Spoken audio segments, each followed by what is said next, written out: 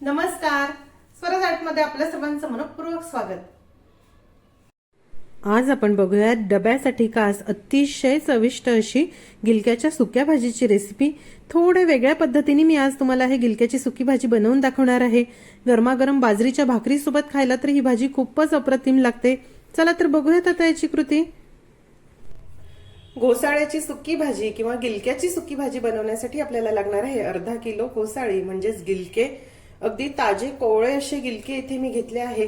गिलके स्वच्छ धुवून घेतले आहेत. आता आपण ह्याची साल काढून घेऊ. वरवर वरवर अशी ह्याची साल काढून घेऊया.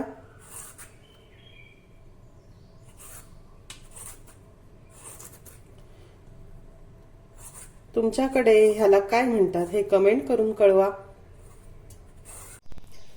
सर्व गिलक्यांची साल काढून झाली. आता ह्याचा देठाचा भाग आणि हा टोकाचा भाग आपण कापून घेऊ आणि ह्या गिलक्याचे शक्य तेवढे बारीक असे काप आपण करून घेऊया.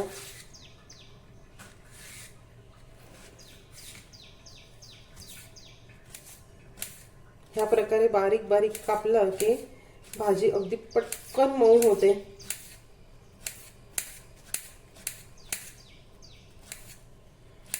सर्व गिलके ह्याच प्रकारे मी आता कापून घेते.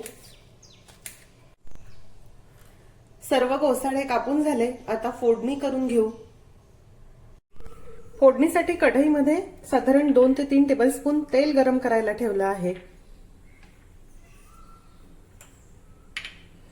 हे तेल चांगलं गरम झालं की यामध्ये जिरं मोहरी घालूया. एक मोठ्या आकाराचा कांदा घालणार आहे.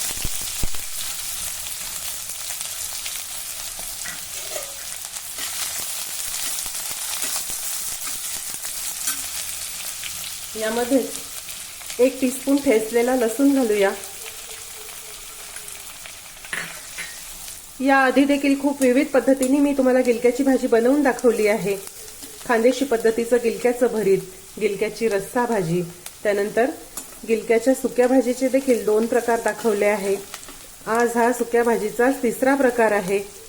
कुठल्याही पद्धतीने खाऊन बघा. बऱ्याच जणांना गिलके खायला आवडत नाही, पण हे गिलके खूप पौष्टिक असतात. जे सर्व वेली वर्गीय हे फळभाज्या आहे, ह्या आयुर्वेदिक गुणधर्माची खाण आहे. दोडके, गिलके, दुधी भोपळा, सगळे जे वेली वर्गीय हे फळभाज्या आहे ह्या खूप पौष्टिक असतात. तुम्ही लहानपणीपासूनच मुलांना देखील सवय लावली तर ते देखील आवडीने खातात. हे बघा, कांदा लसूण जरा हलक्या तांबूस रंगावर परतून झालं. आता यामध्ये चिमूटभर हिंग घालूया. चवीनुसार हिरव्या मिरचीचे तुकडे. गिलक हा शिजल्यावर जरा त्याला गोडसर अशी चव येते, त्यामुळे मिरची जरा 1-2 जास्त घाला.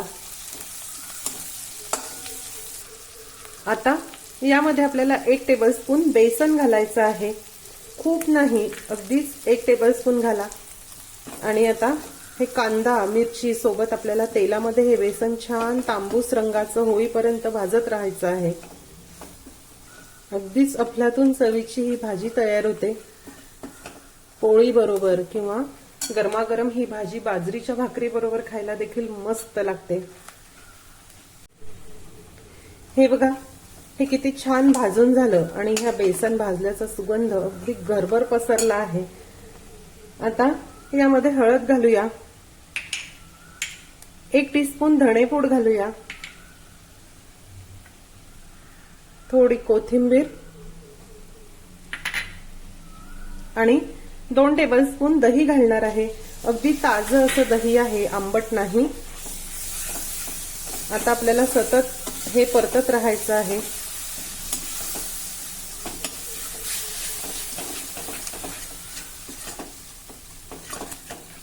जरा याला तेल सुटेपर्यंत आपण हे परतून घेऊ. दही अगदी सतत परता, नाही तर ते फाटेल. हे बघा, दही घातल्यावर मी हे जरा परतून घेतलं. आता याला जरा तेल सुटलं आहे. आपण यामध्ये घोसाळं घालूया.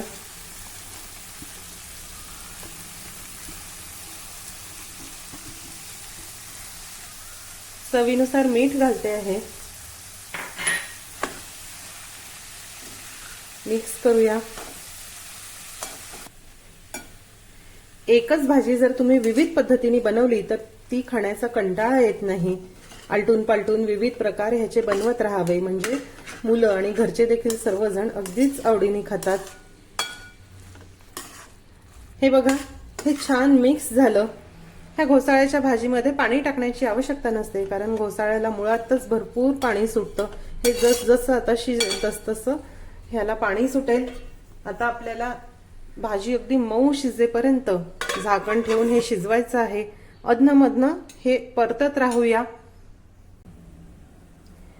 एक वेळा आपण मध्ये हे जरा परतून घेऊ. बघा, ह्या गिलक्याला आपलंच असं पाणी सुटलं आहे. असंच अलटत पलटत आता आपल्याला अगदीच मऊ होईपर्यंत हे गिलकं शिजवून घ्यायचं आहे.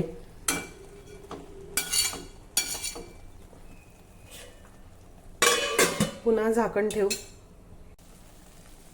हे बघा, गिलका किती मऊ झाला आहे, अगदी छान शिजला आहे.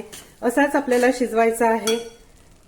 जेवढा जास्त मऊ शिजेल तेवढी ही भाजी खूप मस्त लागते. सर्वात शेवटी यामध्ये 1.5 टेबलस्पून भाजलेले शेंगदाण्याची भरड घालूया. हे छान मिक्स करू. थोडं भाजलेलं शेंगदाण्याची भरड घातली की याची चव अजून वाढते. आता यावर पुन्हा झाकण ठेवू आणि याला छान तेल सुटेपर्यंत आपण पुन्हा हे शिजवून घेऊ. हे बघा, भाजी किती छान शिजली, अगदीच मऊ झाली आहे आणि याला तेल देखील सुटलं. असंच मऊ जेव्हा हे घोसाळं शिजतं तेव्हा ते चवीला खूप मस्त लागतं. आता आपण गॅस बंद करूया. सर्वात शेवटी भरपूर कोथिंबीर घालू.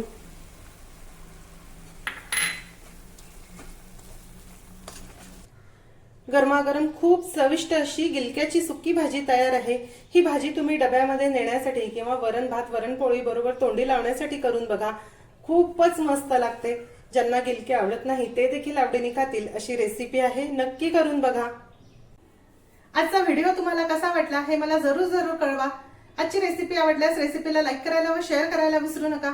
माझ्या चॅनलला देखील नक्की सबस्क्राईब करा. अशीच एक छानशी रेसिपी घेऊन भेटूया स्वराजच्या पुढच्या भागामध्ये. तोपर्यंत चवीने खा आणि निरोगी राहा.